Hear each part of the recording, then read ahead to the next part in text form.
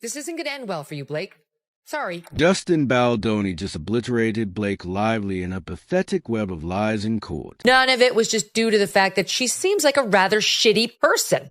Now Blake's losing her career, her credibility, and possibly every last dollar. Let's just take a moment to appreciate the absolute disaster Blake Lively walked into when she decided to pick a fight with Justin Baldoni. 90 minutes in court, that's all it took for Justin to completely obliterate her legal team and score a major victory. He is, his agent is Ari Emanuel. He's a powerful Hollywood guy, and we all respond to Hollywood power. And there's a hypocrisy and a fraudulence there that the public is picking up on. And so that's really interesting now. Not 90 days, not 90 hours, just 90 minutes of her case to start crumbling like stale Hollywood popcorn. This wasn't even the final trial. And already Blake and her legal team were scrambling like clueless interns on their first day in a law office. She decided to blame him, and boy, did she open up a hornet's nest and learn, be careful what you wish for, because now you've got the fight you asked for, and you're not winning it. And why did we end up here? Because Blake thought she could pull a Hollywood power move hitting Justin with a massive $250 million lawsuit over harassment claims, probably thinking he'd just fold under pressure. A better job, in my opinion, of providing receipts and showing full context. But Justin Baldoni flipped the entire script on her, came back swinging with a $400 million counter lawsuit. And just like that, Blake went from playing offense to full-on panic mode.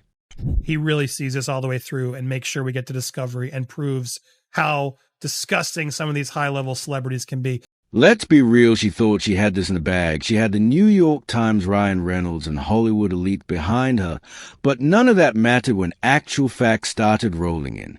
And I would say another reason that the public didn't respond well to this was because we have already accurately deduced that the both of you are raging. And speaking of brutal reality checks, the judge was not here for Blake's nonsense every single motion. Her legal team filed denied. Imagine coming in with your high-powered attorneys expecting the court to blow your Hollywood status and then getting rejected at every turn, not one, not two, but every single one of her legal attempt to control the narrative got thrown straight in the trash.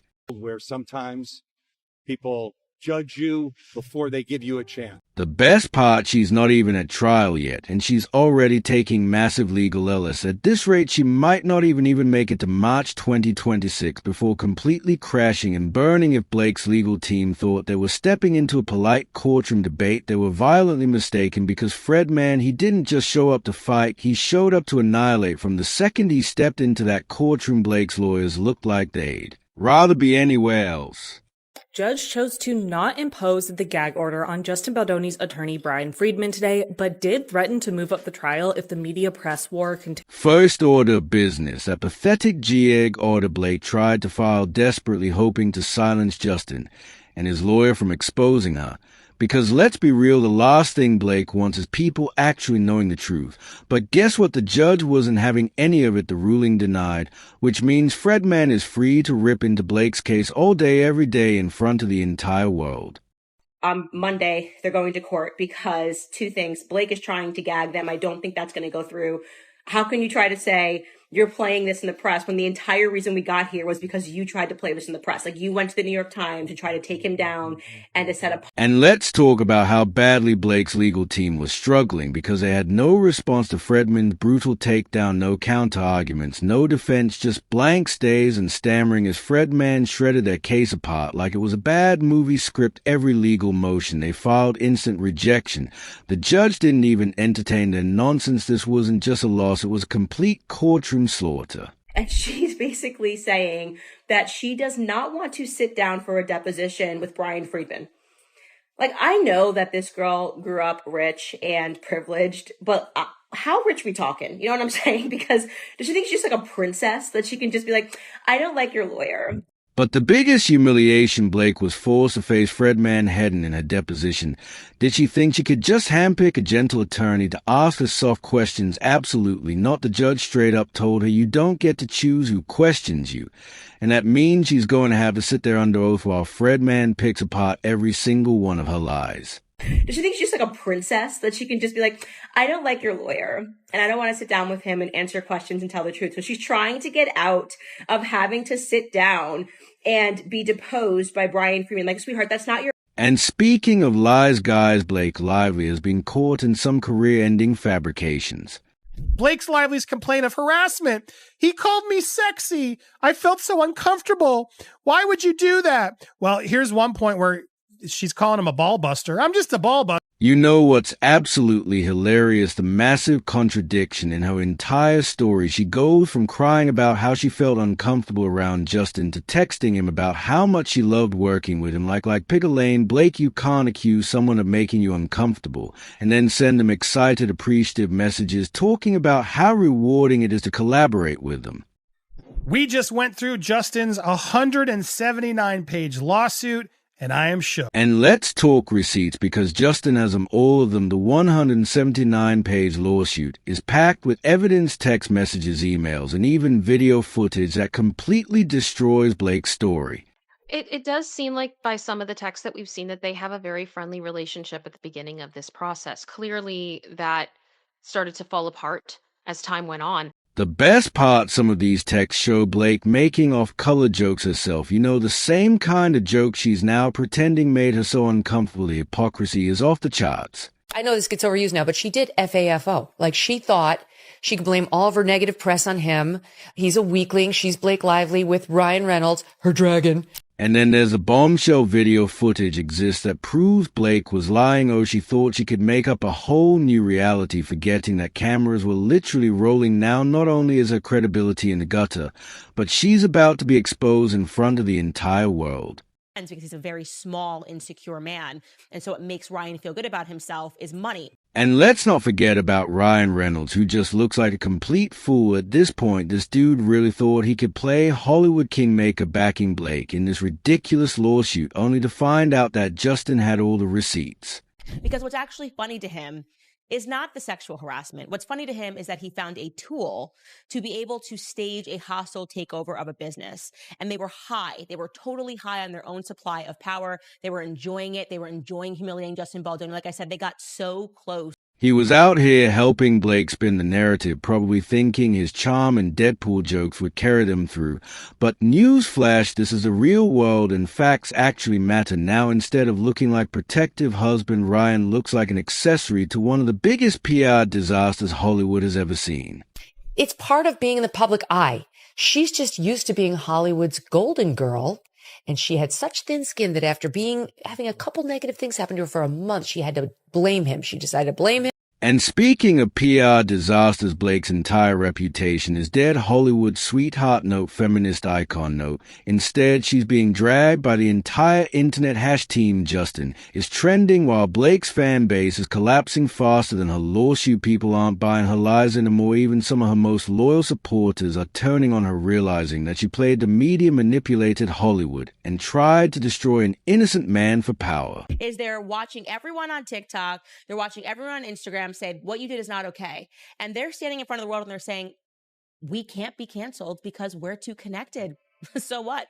Sorry for the rest of you guys. Sorry for the rest of you idiots who are beneath us. We just have to make a phone call to Ari Emanuel and we can get into a skit and how we treat people.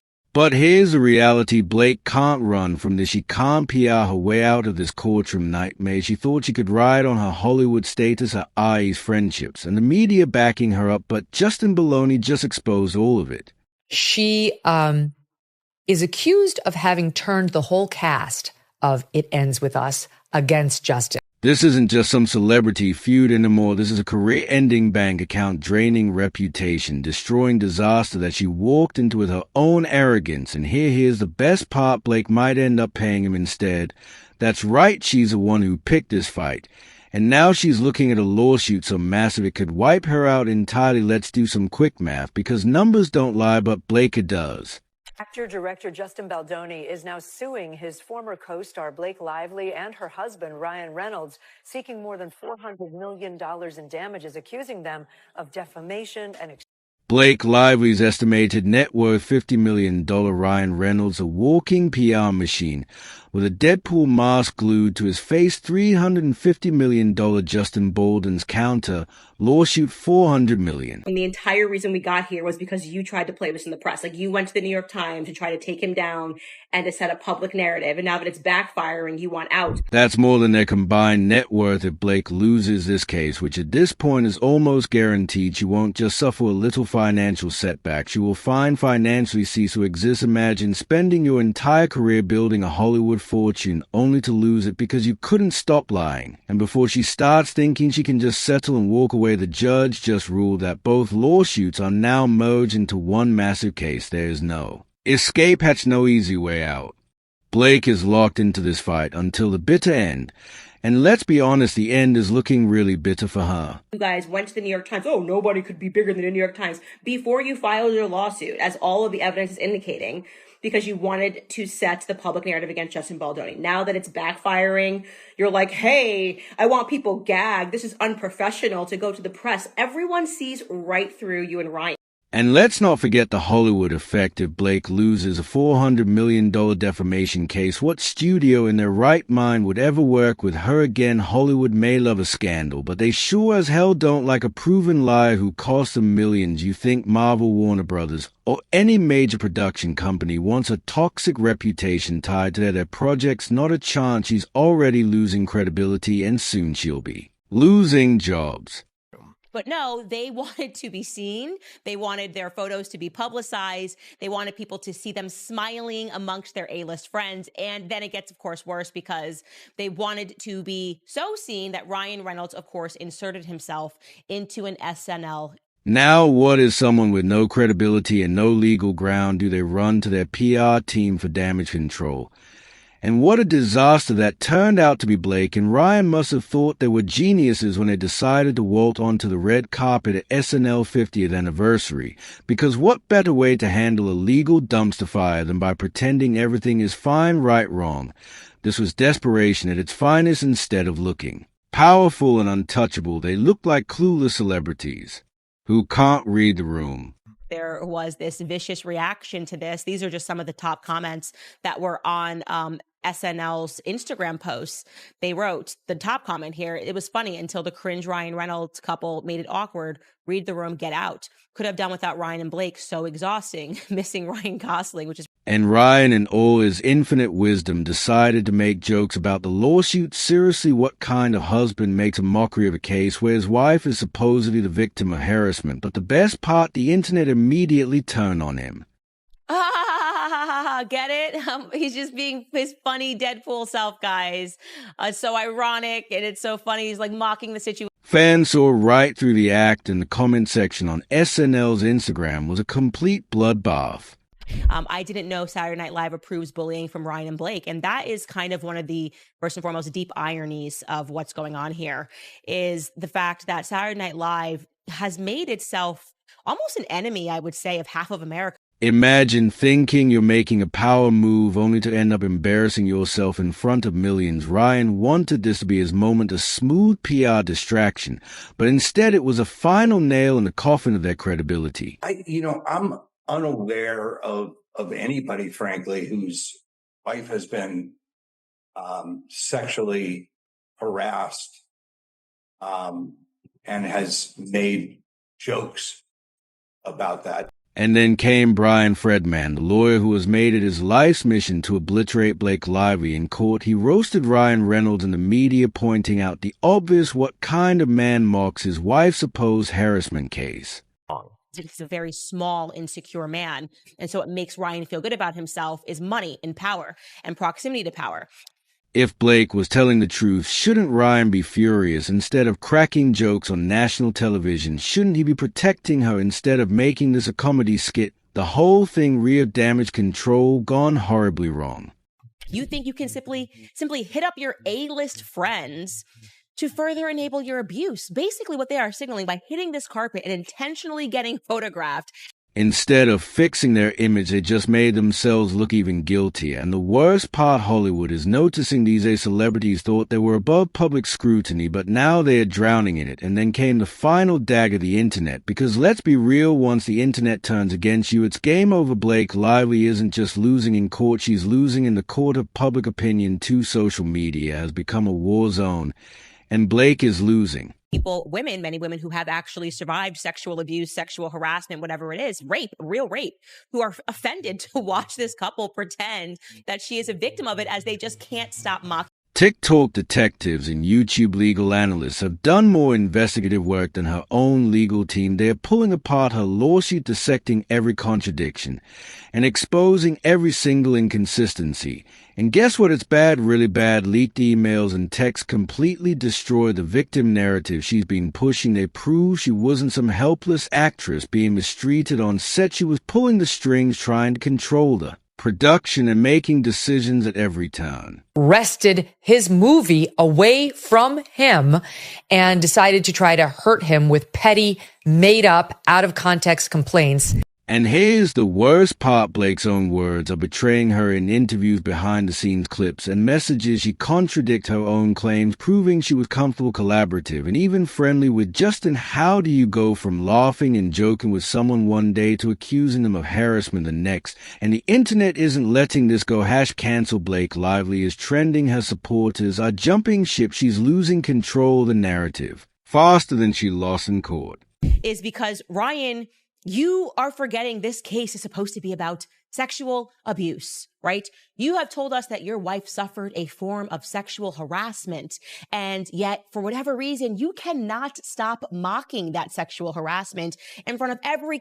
This is the worst case scenario for Blake. She's being dragged by the media, destroyed in court, and roasted online all at the same time. And Ryan Reynolds' PR tactics are failing too. Blake Lively wanted this fight. Now she's losing it on every possible front. Ryan's wealth isn't just sitting in some safe deposit box. It's tied up in major business ventures like aviation, Mint Mobile, and Wrexham FC. You think a $400 million courtroom loss won't rattle his investors. Think again. His net worth sits at $350 million, and Blake barely scrapes in at $50 million, which means if she loses, they are both financially doomed. And this isn't just a small PR hit, this is potentially career-ending, because if there's one thing Hollywood hates more than a scandal, it's financial instability.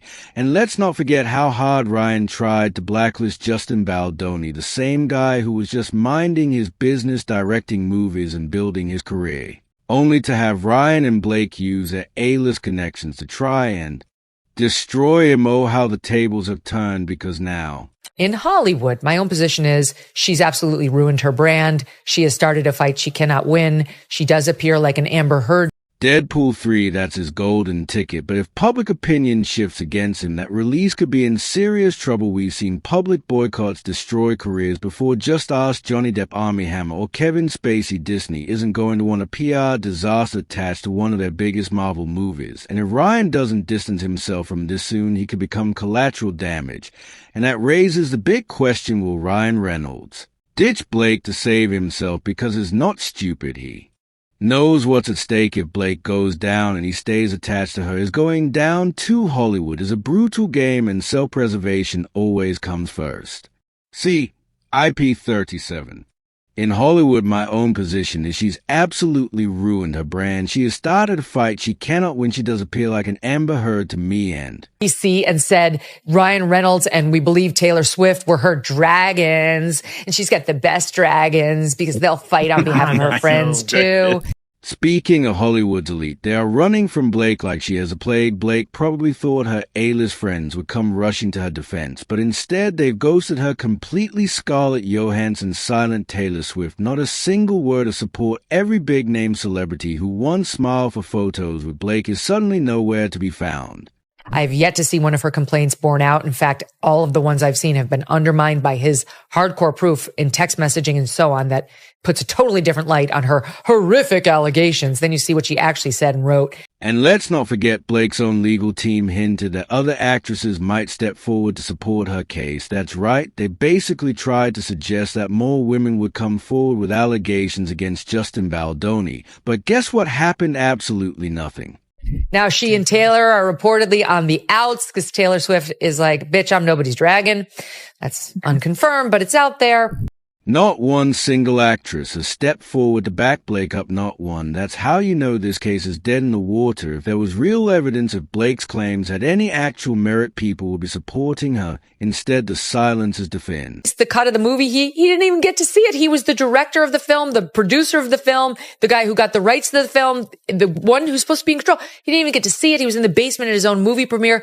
And then she had the nerve, because she had 2 minutes of bad publicity when the film hit, to come out and try to blame it all on. And even major news outlets are pulling back. The New York Times, which was more than happy to publish Blake's claims at first, is now backing away. They're not doubling down. They're not defending her. They're just fading into the background. And why? Because they know exactly where this is going. Because let's be real, there is no coming back from this. If Blake loses this lawsuit, her entire life implodes.